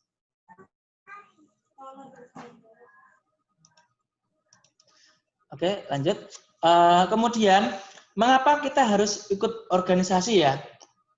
Mengapa kita harus organisasi? Yang pertama, mahasiswa itu membutuhkan lebih dari nilai ya. Jadi tentunya kita tidak berorientasi pada nilai akademik saja, tetapi kita juga perlu yang nilai non akademik. Apa itu ya? Organisasi tadi. Bagaimana mungkin dulu ketika saya mahasiswa itu sangat senang ketika ada kegiatan yang dapat sertifikat. Di mana dapat sertifikatnya? Ya dari kegiatan HMP. Nah, nilai plusnya untuk anggota HMP apa? Yaitu punya gratis sebagai panitia dan peserta, nggak perlu bayar. Itu mungkin nilai plusnya juga. Jadi kita tidak hanya mencari nilai akademik saja yang ada di dalam kelas, itu bisa kita raih dengan cara apa? Dengan kita belajar. Tetapi untuk organisasi kita nggak dapat materi itu di dalam kelas seperti itu. Makanya kita perlu menambah jaringan seperti itu. Di mana? Di organisasi. Kemudian persaingan kerja kan sangat ketat. Jadi teman-teman yang berorganisasi, yang pernah berorganisasi dengan yang tidak, itu ketika di dunia kerja itu berbeda. Ini dulu ikut organisasi, yang ini tidak, itu berbeda. Berbedanya apa? Dalam memecahkan masalah, kemudian dalam bekerja sama tim, atau mungkin dalam memecahkan masalah itu caranya itu berbeda. Cepat yang mana? Kebanyakan atau sebagian besar itu cepat yang dulu pernah ikut organisasi aktif berorganisasi, bukan yang hanya numpang nama, ikut LKMMD habis itu sudah nggak jadi. Tetapi orang-orang yang dulunya aktif di organisasi, insya Allah ketika di dunia kerja itu dia diperhitungkan. Ketika punya atasan pasti antara si yang berorganisasi dengan yang tidak, pasti ketika diberikan suatu masalah itu pasti hasilnya berbeda. Itulah manfaat organisasi mahasiswa di kampus, itu dapat kita aplikasikan ketika nanti kita di tempat kerja kita masing-masing. Entah kita bekerja sebagai dosen atau guru, mungkin besok ada yang kerja di bank atau jadi pengusaha. Seorang pengusaha pun juga perlu yang namanya ilmu organisasi seperti itu. Kemudian selain itu, mengapa kita harus ikut organisasi? Karena kita juga belajar leadership, cara memimpin, minimal memimpin diri sendiri. Bagaimana kita menyisihkan ego kita untuk kepentingan orang lain, itu berat. Makanya di HMP kan sebenarnya pasti banyak ya di organisasi itu cekcok atau perbedaan pendapat, kemudian yang lain sebagainya. Maka disitulah jiwa leadership kita, jiwa kepemimpinan kita itu diuji di situ. Mampukah kita memecahkan masalah ini? Nah, itu manfaat kita ikut organisasi. Mungkin masalah pribadi, ya itu mungkin nanti kita bisa mengaplikasikannya. Tapi kalau masalahnya mungkin dengan pacar, ya itu mungkin masalahnya berbeda ya.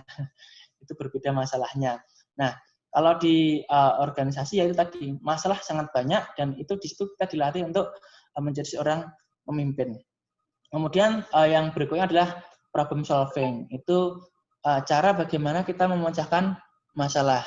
Karena tentunya kita itu ke kampus pasti banyak masalah, entah masalah tugas di kampus. Saat ini mungkin teman-teman belum merasakan nikmatnya kuliah masuk kelas dari mungkin jam 7, jam 3 sore, jam 4 sore. Saat ini mungkin masih di rumah ya, tugas masih daring, lewat psikologi atau yang lainnya, tinggal presensi lewat daring dan lain sebagainya. Belum bisa merasakan istilahnya bercengkrama dengan teman, kumpul-kumpul dan lain sebagainya, ketemu dosen langsung, kemudian yang lainnya. Nah, nanti mungkin teman-teman setelah masuk kampus, semoga nanti tahun ini teman-teman semuanya sudah bisa kembali bisa menuju ke kampus ya, semoga pandemi segera hilang dari muka bumi ini sehingga teman-teman bisa kuliah dengan lancar, kemudian belajar problem solving di dalam organisasi. Karena problem solving itu sangat penting dan di dunia kerja pun itu juga banyak. Bagaimana cara memecahkan masalah tanpa masalah. Bukan pegadian ya, tapi bagaimana kita mampu memecahkan masalah dengan solusi yang paling tepat. Kalau kata Bu Teja mungkin jadi orang yang solutif seperti itu ya. Jadi itulah pentingnya kita berorganisasi. Lanjut, Kak. Kemudian, mengapa kita harus berorganisasi? Manfaat yang lainnya adalah kita dapat mengasah soft skill kita. Apa soft skill itu? Nah, soft skill kan kemampuan dalam diri kita yang tidak dapatkan di kelas. Mampunya ya kita berorganisasi, kita di masyarakat, kita mampu mengasah soft skill kita. Mungkin soft skill kita dalam apa? Menjadi moderator atau menjadi pembicara. Bisa saja kan masa menjadi pembicara, kemudian kita juga belajar di organisasi kan juga kita juga dilatih kan cara nulis ada di bidang 2 kan, nulis PKN dan penelitian dan lain sebagainya. Di situ soft skill kita diuji. Bagaimana cara mencari sponsor, kita ngelobi pihak lain agar kegiatan kita atau urusan kita itu mudah. Nah, itu kita di situ kita mengasah kemampuan di dalam diri kita. Yang itu tadi sudah saya katakan di depan tidak bisa kita dapatkan di dalam kelas. Di dalam kelas ya kuliah, transfer ilmu, tugas, presentasi, selesai. Tidak ada cara kita mengasah soft skill kita. Kemudian dapat memperluas jaringan. Nah, organisasi sangat penting. Makanya itu dari kuliah sampai sekarang saya masih senang yang namanya organisasi. Bahkan saat ini saya ikut di FLP Seluruh Raya itu yang seangkatan dengan saya, yang usia yang paling tua itu saya, yang lainnya adalah mahasiswa UNS, mahasiswa IAIN, yang mayoritas itu masih semester 5, semester 3, atau semester akhir, intinya masih muda-muda. Tetapi saya masih bersemangat untuk mengembangkan kemampuan di dalam organisasi. Makanya pentingnya organisasi di situ. Jadi memperluas jaringan. Kalau kata orang dulu kan banyak anak banyak rezeki, maka sekarang kita udah banyak relasi banyak rezeki. Makanya banyak perluas jaringan. Di dalam organisasi kita bisa kenal dosen si A, si B, si C, mungkin dosen yang di luar, kita bisa mengenal mahasiswa yang beda jurusan dan lain sebagainya. Mungkin bahkan bisa mahasiswa yang di luar beda kampus. Maka itu kita dapatkan di organisasi. Kita dapat memperluas jaringan. Kemudian kita dapat mempertajam wawasan kita juga ya. Kemudian juga kita dapat mengasah kemampuan kita berlingkungan sosial, karena di dalam HMP organisasi kan juga ada yang namanya kegiatan kegiatan sosial ya. Di bidang 4 itu bagaimana kita itu mampu bersosial dengan masyarakat luas. Di situ ada kegiatan yang namanya mungkin mengajar TPA, kemudian santunan kepada orang yang tak mampu, atau bakti sosial. Itu kita dalam dapatkan itu di kampus, itu di organisasi ya. Jadi di kampus itu paling kalau dengan orang luar hanya PPL atau KKN. Tetapi kalau di kampus di organisasi kegiatan kita banyak yang melibatkan pihak luar. Jadi sisi sosial kita dalam diri kita itu di situ kita diasah, kita mendapat ilmu di situ, kita mendapat pengalaman dengan cara kita mengumpulkan mungkin kita mau baksos, mengumpulkan pakaian bekas atau sembako. Nah, kita di situ diuji. Sedangkan masa di kelas tidak dapat seperti itu, makanya kita perlu organisasi. Kemudian apabila kita memiliki bakat apapun itu juga bisa kita kembangkan di organisasi seperti itu. Jadi manfaat organisasi sangat banyak. Kemudian lanjut Kak.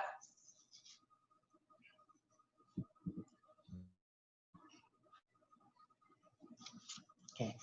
Mengapa kita harus ikut organisasi? Apa manfaatnya? Yang pertama, tadi kita berarti belajar sendiri dengan diplomasi, bernegosiasi, melobi. Kita di situ dilatih juga. Latihannya dengan apa ya? Dengan teman-teman kita juga. Bagaimana melobi? Contohnya kita mau mengundang sastrawan yang sudah terkenal ya. Bagaimana cara kita melobi? Pasti kita perlu teknik juga. Kita perlu cara, kita perlu metode. Bagaimana kita berbicara dengan dosen yang mungkin belum kita kenal dan kita berniat untuk mengundang ke kampus kita, atau mungkin kita mengundang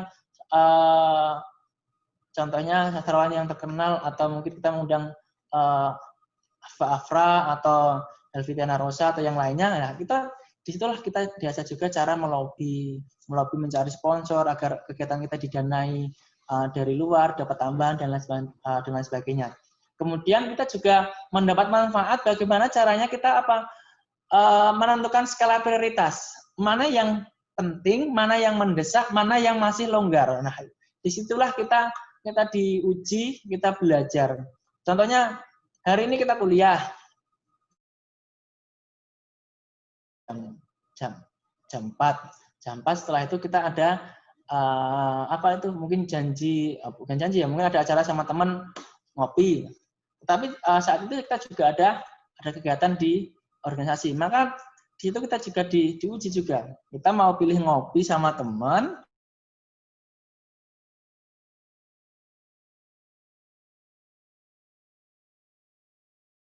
kuliah saat ini karena kalian sebagai mahasiswa, kuliah kan kewajiban bagi kalian ya, bagi teman-teman semuanya. Tetapi kalau organisasi kan pilihan. Silahkan teman-teman bergabung. Kemudian nilai plus yang lainnya, mungkin yang ketiga ini adalah kita bisa lebih dekat dengan lebih mudah dekat dengan dosen. Nah, ini mungkin tambahan dari saya. Kenapa? Karena pengalaman mungkin teman-teman juga termasuk moderatornya juga atau ketua HMP. Ketika ya benar kan Kak?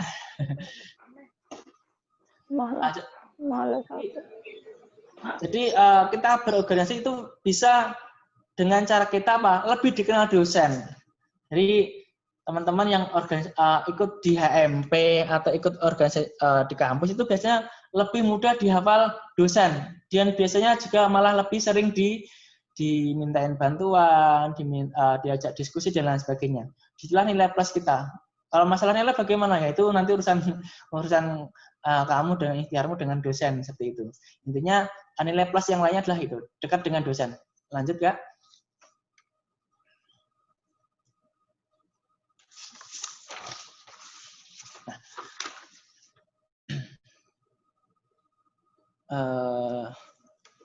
Lanjut ya.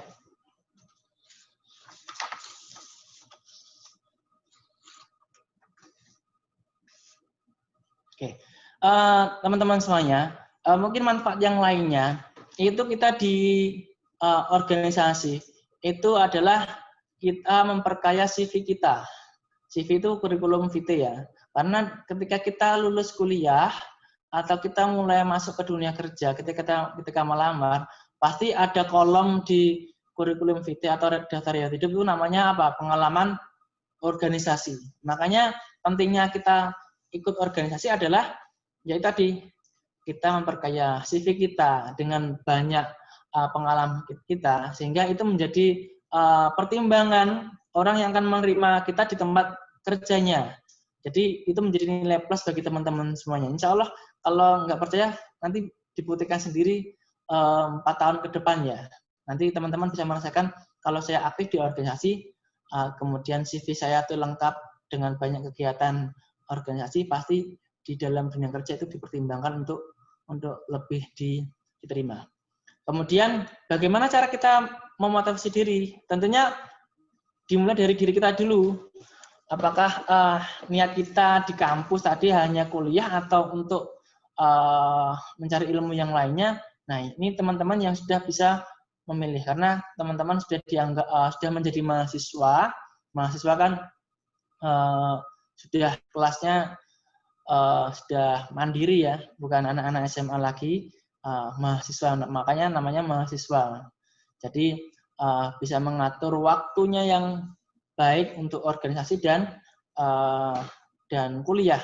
Jadi kita punya cita-cita terhadap sesuatu. Makanya dengan kita memotivasi diri dengan kita punya cita-cita, ya. Kemudian yang kedua itu kita kuliah. Kalau bisa dari awal ini sebelum masuk ke kampus kita sudah memiliki target atau kita memiliki capaian yang ingin kita capai. Tentunya itu terukur, dapat kita capai, mungkin itu nggak terlalu mustahil ya. Contohnya saya ingin kuliah 4 tahun, itu kan hal yang lumrah atau bisa kita capai dan terukur juga. Contohnya saya semester ini harus sudah bisa mulai skripsi. Saya semester ini tidak boleh ada nilai yang revisi atau semester ini saya harus bisa menjadi seorang ketua HMP dan lain sebagainya. Intinya kita dalam memotivasi diri, kita perlu target. Makanya penting bagi teman-teman semuanya untuk memotivasi diri, kita perlu namanya catatan diri ya. Mungkin malam kita mencatat target kita bisa apa, planning kita itu bisa apa, kita apa yang kita lakukan, atau mungkin 1 tahun ke depan, 2 tahun ke depan, 5 tahun ke depan, itu perlulah kita tulis. Sebagai apa? Sebagai pengingat, sebagai motivasi untuk kita sendiri. Karena penelitian di Amerika, seorang peneliti itu mengatakan 93% itu orang yang motivasinya tinggi, 90% itu adalah orang yang ketika sebelumnya itu dia menuliskan apa yang ia targetkan. Jadi saya semester ini targetnya nilainya IP saya 4,0. Nggak apa-apa kita tulis. Itu namanya memotivasi diri sendiri. Dan lain sebagainya ya. Kemudian bagaimana cara kita menumbuhkan motivasi? Kita perbanyak komunitas atau perkumpulan yang baik ya. Tentunya perkumpulan yang membawa kita ke arah kebaikan. Tentunya pasti teman-teman akan merasakan perbedaannya. Berkumpul dengan teman-teman yang hanya ingin kuliah saja, hanya menggugurkan kewajiban sebagai mahasiswa, dan berkumpul dengan yang benar-benar mahasiswa dan dia seorang aktivis, itu kan berbeda. Cara berpikirnya berbeda, kemudian cara memecahkan masalah berbeda, cara komunikasinya pun berbeda. Nah, makanya perlunya kita perbanyak komunikasi dan interaksi dengan orang yang mungkin semisi dengan kita, satu tujuan dengan kita, atau intinya teman-teman yang bisa memberikan motivasi untuk kita, sehingga itu perlu kita dapatkan. Makanya kita perlu yang namanya komunitas-komunitas yang membawa arah kita ke arah kebaikan. Sehingga insya Allah dengan seperti itu akan memberikan motivasi dalam diri kita sendiri. Mungkin secara langsung atau nggak langsung, dengan berkumpul dengan teman-teman yang baik akan menjadi baik juga. Karena kan ada pepatah juga ya, orang Jawa kan mengatakan aja cedak kebuh kubah. Maka nanti kita akan terkena kotornya juga. Tapi dekatlah dengan penjual minyak wangi, maka kita akan mendapat wanginya. Sama dalam hal ini kita mau mencari motivasi untuk diri kita sendiri. Kita berkumpul dengan orang-orang yang baik, orang-orang yang memiliki tujuan yang positif, sehingga hal itu akan membawa dampak yang baik juga dan positif juga untuk kita. Kemudian bagaimana cara kita memotivasi diri kita? Tentunya ajakan itu juga penting ya, agar kita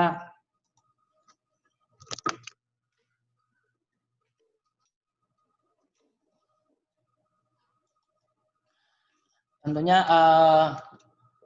dengan tadi teman-teman yang mendukung itu akan membawa arah kita yang arah kebaikan. Lanjut ya Kak ya.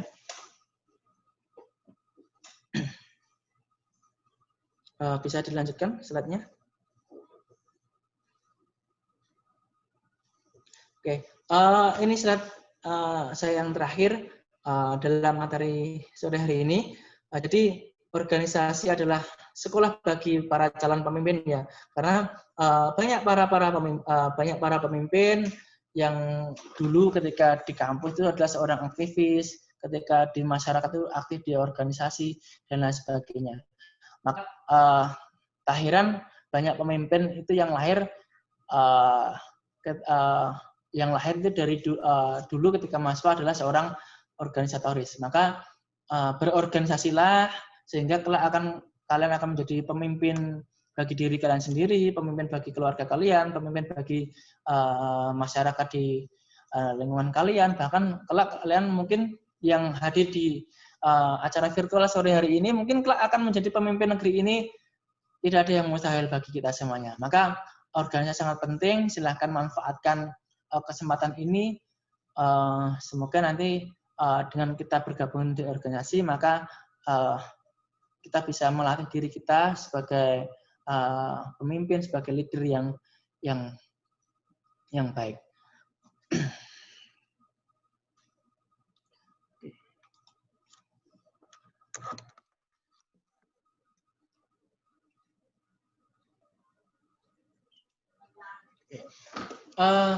Teman-teman, baik, tadi sedikit materi tentang motivasi organisasi, sehingga semoga nanti setelah ini teman-teman semuanya segera mendaftar di HMP, atau mungkin kalau sudah boleh masuk kuliah itu nanti bisa berkunjung dan berkomunikasi, diskusi dengan teman-teman yang ada di organisasi. Mungkin kalau saat ini organisasi yang kita ikuti itu di masa adalah Karang Taruna, tetapi itu beda sekali dengan organisasi yang ada di kampus.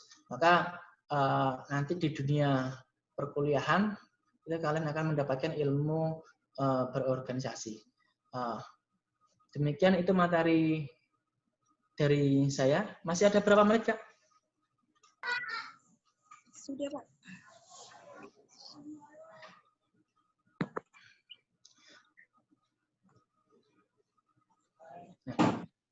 Selanjutnya mungkin bisa ada yang ditanyakan. Mungkin pengalaman teman-teman semuanya ketika di SMA organisasinya berbeda dengan ketika di kampus, itu bisa ditanyakan. Dan mungkin sedikit tanya tentang di kampus itu cara berorganisasi bagaimana. Silakan. Mungkin moderator bisa memandu untuk tanya jawab. Baik, selanjutnya adalah tanya jawab. Bagi yang ingin bertanya, silakan raise hand atau menulis pertanyaan di kolom komentar.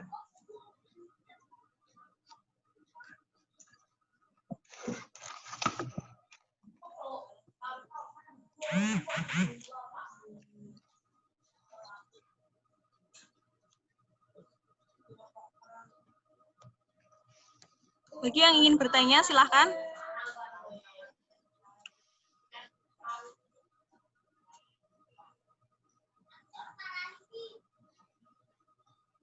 Ada yang ingin bertanya? Silakan menulis di kolom komentar atau raise hand. Sedang sholat mungkin, Kak. Iya, Pak. Ya, ini kameranya banyak yang off. Mau dilanjut apa gimana, Pak? Baik, mungkin tidak ada pertanyaan. Mungkin ini teman-teman kalau kita lihat banyak yang kameranya tidak on, mungkin sedang sholat ya, karena tadi kita sudah masuk waktu sholat asar. Intinya silakan teman-teman nanti setelah ini teman-teman berarti setelah ini bisa gabung di HMP, Kak, ya?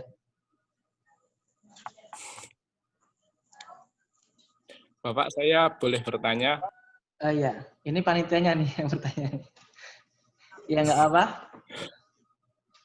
Ya, bertanya itu Pak, kan kita kuliah itu kan juga pasti pengen punya akademik yang bagus. Dan di samping itu juga tadi manfaat berorganisasi itu sangat banyak sekali. Nah, bagaimana sih Pak kita itu bisa memaksimalkan keduanya itu, kuliah dapat IP bagus atau punya akademik yang bagus, dan organisasi itu juga bisa berpartisipasi dengan baik di dalamnya, gitu Pak. Ya, baik, terima kasih Mas Panitia ya. Bagaimana cara kita aktif di organisasi, tapi dalam nilai akademik kita juga bagus ya. Intinya disitulah kita diuji cara memanajemen waktu. Makanya kita tadi dapat materi juga manajemen waktu mungkin ya. Tadi mungkin sudah dapat atau mungkin materi selanjutnya.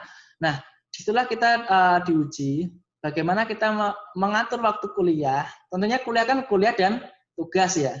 Kuliah dan tugas. Pasti selama tugas dan presensi kan bisa 75%. Intinya jangan sampai di bawah itu. Alhamdulillah selama saya dulu di kampus dan di HMP juga, dengan teman-teman yang ada di HMP itu tidak ada yang mendapat IP itu yang rendah. Ada teman-teman itu dulu bisa, mungkin saat ini juga banyak ya, yang bisa intinya mematahkan dulu kan zaman dulu, mungkin zaman saya juga masih sekolah juga, aktivis itu IP itu rendah biasa. Tapi sekarang bagaimana kita mengubahnya itu lah. Kita membuktikan, intinya kuliah jalan dengan cara apa ya? Kita aktif ikut di kelas dan tugas, intinya gitu. Kan dosen kan intinya itu, tugas dan hadir kuliah serta ikut ujian tengah semester dan akhir semester. Nah, sedangkan di organisasi itu kan kebanyakan nggak mungkin kan, jarang kita mengadakan rapat kegiatannya kok pagi hari jam 7 kita rapat ya besok kegiatan ini, jarang. Pasti kebanyakan sore. Sore itu adalah waktu yang luang bagi kita. Kita bisa rapat, kita bisa berdiskusi. Toh di HMP kan juga tidak hanya berorganisasi, tapi juga apa? Kita kadang juga mengerjakan tugas bareng-bareng. Bareng-bareng ya, bukan nyontek bareng-bareng, tapi berdiskusi bareng-bareng mengerjakan tugas A. Kadang kita juga dibimbing apa? Sama kakak tingkat kita. Contohnya di sini teman-teman semester 1 ikut di HMP. Oh, kita diskusi tentang mata kuliah ini. Diajari sama teman kakak tingkat kita yang di HMP tentang mata kuliah ini. Intinya itu ya. Insya Allah teman-teman kalau di organisasi itu lebih didekat sama dosen, itu nilai plus yang lainnya. Mungkin itu nilai apa ya? Rezeki yang tak disangka-sangka. Tetapi tadi juga kita bagi waktu juga. Kan tadi saya sudah menyampaikan bahwa kuliah itu wajib, sedangkan organisasi itu adalah pilihan. Kewajiban kita yang utama, tapi pilihan itu kita juga punya tanggung jawab di situ. Atau kuliah itu adalah sebuah kebutuhan, sedangkan organisasi adalah apa? Tanggung jawab. Kita belajar tanggung jawab. Insya Allah teman-teman yang aktif organisasi itu bisa membagi mana waktu yang kuliah dengan yang di kampus. Mungkin teman-teman nanti bisa memberikan contoh yang real juga bagi teman-teman yang IP-nya tinggi, sedangkan dia aktif di kampus. Saya sampaikan juga, di angkatan saya dulu itu juga ada. Aktif di HMP, IP-nya itu 4,00. Tapi itu tidak mengurangi waktunya di kelas dan tidak mengurangi dia berkontribusi dalam organisasi. Ternyata kita bisa. Teman-teman yang nyambi kerja atau yang mungkin hanya, intinya coba kita tanamkan dalam diri kita. Jangan sampai kita nilai akademik kalah dengan teman-teman yang tidak berorganisasi. Coba kalau itu kita tanamkan, pasti nanti kita bisa memanajemen waktu dengan baik. Intinya itu. Ya mungkin kita capeknya lebih 2 kali lipat dibandingkan yang hanya kuliah pulang. Mereka mungkin juga capek bulan, atau capek main, atau capek dengan yang lainnya. Tantangannya adalah ketika kuliah adalah itu. Teman yang tidak mendukung misi dan tujuan kita, itu yang pertama, itu adalah ujian kita dan itu tantangan kita. Yang kedua adalah asmara. Ini yang kadang juga itu menjadi tantangan bagi kita untuk organisasi. Mau rapat, yang nge-mall atau lain sebagainya. Nah, insya Allah kalau di organisasi tidak sulit untuk seperti itu. Lebih mudah untuk mengatur waktu. Saya masih ingat sekali kata dosen saya dulu, namanya mungkin sudah kenal juga, Dr. Rohmati, dosen UNS. Itu adalah lebih baik kita itu memberikan tanggung jawab kepada mahasiswa, kepada orang yang dia itu banyak pekerjaannya dibandingkan yang tidak memiliki pekerjaan sama sekali. Karena apa? Orang yang memiliki banyak tanggung jawab atau pekerjaan itu biasanya dia lebih pandai mengatur waktu dan lebih pandai memanajemen waktu dibandingkan mahasiswa yang tadi dia dimanjakan oleh waktu. Seolah-olah waktu itu sangat banyak sekali sehingga pekerjaannya hanya kuliah. Seperti itu ya Mas ya. Mungkin nanti IP-nya berapa semester kemarin Mas? Alhamdulillah Pak. Alhamdulillah ya. Disebutkan nggak apa-apa, biar teman-teman termotivasi. 3,74 Pak. Ya, itu udah kumulot itu ya. Alhamdulillah 3,7 itu sudah sangat tinggi lah ya. Kalau pengen tinggi lagi ya usaha lagi. Tapi kalau 3,7 itu sudah sangat tinggi untuk ukuran kita aktif di 2 tadi. Intinya itu tidak kalah dengan teman-teman yang tidak ikut organisasi di kampus. Nah, ini ada pertanyaan dari Rifki Dimas.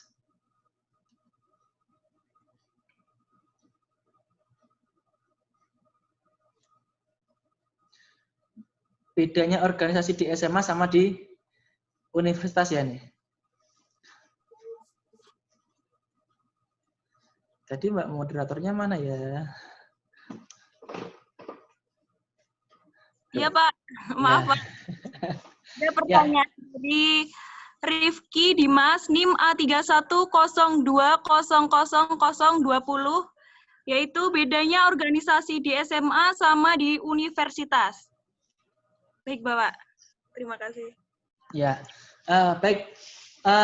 Mas Rifki, terima kasih pertanyaannya. Bedanya di SMA dengan di universitas itu berbeda ya. Bedanya apa? Kalau di SMA kita masih didampingi yang namanya guru atau wakil kepala sekolah bidang kehasiswaan ya. Kita diarahkan begini, begitu. Kadang kegiatan pun kita masih dibatasi atau masih intinya yang membuat adalah dari sekolah. Tetapi organisasi di kampus kita diberikan kebebasan di situ. Kita merancang yang namanya program kerja, kita merancang anggaran dan lain sebagainya. Jadi meskipun nanti anggarannya limit ya, karena kan organisasi di kampus kan atau ormawa kan organisasi non profit. Jadi kita tidak menghasilkan profit ke dalam ormawa kita.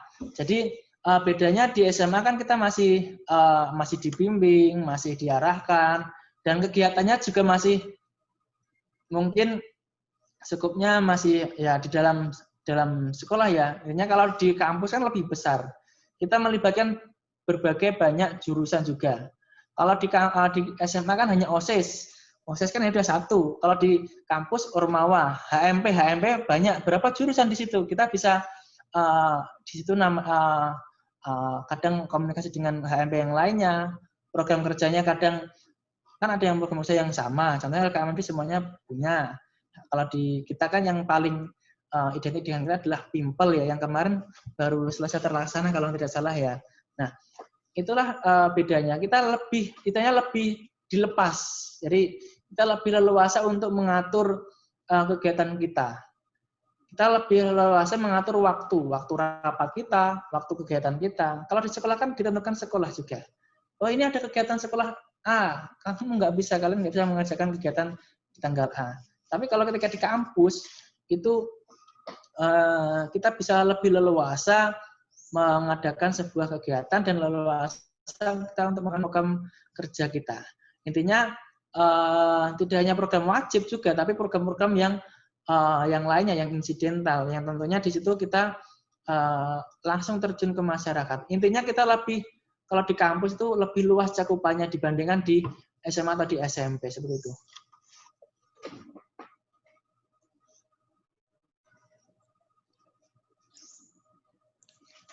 Ya, Mbak Landriana. Ya Pak, baik. Sebelum mengakhiri sesi ini, saya akan membacakan kesimpulan-kesimpulan motivasi berorganisasi.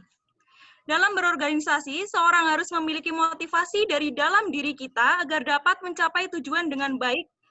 Berorganisasi di dalam lingkungan kampus sangat penting, karena selain mendapat ilmu di bangku kuliah, dengan berorganisasi, mahasiswa dapat mengasah jiwa kepemimpinan, memanajemen waktu, mengasah soft skill, memperluas jaringan, dapat mewadahi minat serta mempertajam bakat, dan dapat peduli dengan lingkungan sosial.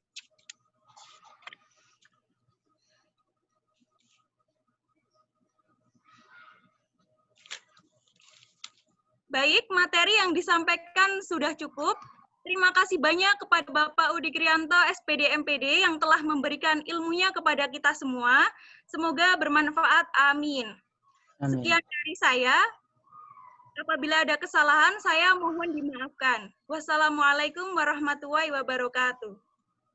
Waalaikumsalam. Baik teman-teman, saya juga mohon izin undur diri. Semoga ada manfaat yang saya sampaikan. Apabila ada kekurangan, mohon maaf. Silakan teman-teman bisa berlatih di kampus besok dan semoga diberikan kesehatan dimanapun berada. Dan kita juga berdoa semoga COVID-19 ini segera hilang sehingga kita bisa kuliah nyata, real di kampus seperti itu. Terima kasih. Assalamualaikum warahmatullahi wabarakatuh. Waalaikumsalam warahmatullahi wabarakatuh. Terima kasih Pak Udi. Terima kasih Pak Udi. Ya, sama-sama.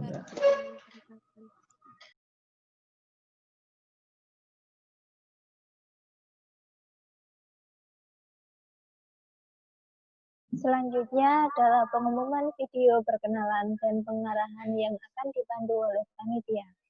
Kepada perwakilan dari panitia, dipersilakan.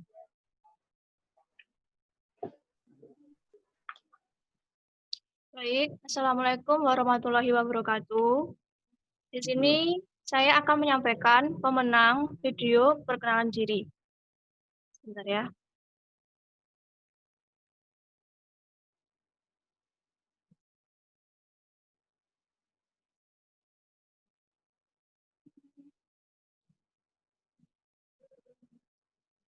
Pengumuman pemenang lomba video perkenalan juara 1 atas nama Sinta Puspitasari, juara 2 Muhammad Ibadul Gofar, juara 3 Muhammad Malik Saputro.